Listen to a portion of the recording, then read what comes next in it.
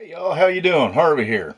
I thought I'd share with you something that I discovered recently um, while working on a motorhome.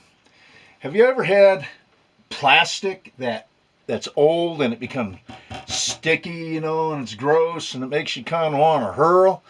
Well, that's the case with this T-molding inside this old motorhome I'm working on.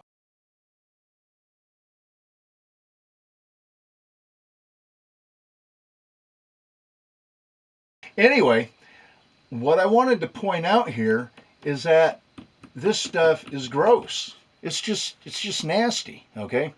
Through the years, I tried different things to try to clean this stuff, and I've looked on the internet, and people say to use this and they use that, and I've never really found anything that actually works well.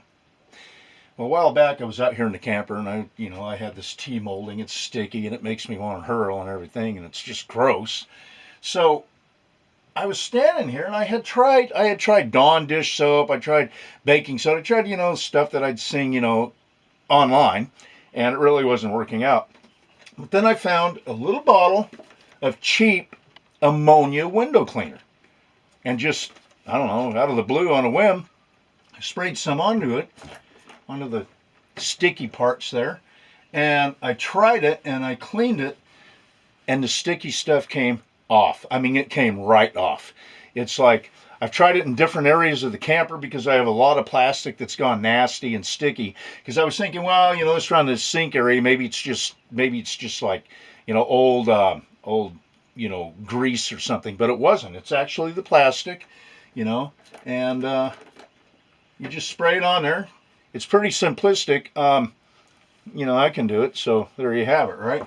You spray it on there, you wipe it off. It might take a couple times, but this stuff is perfect now. It is not sticky at all. And, I don't know how many years I've looked for a way to clean old plastic, you know.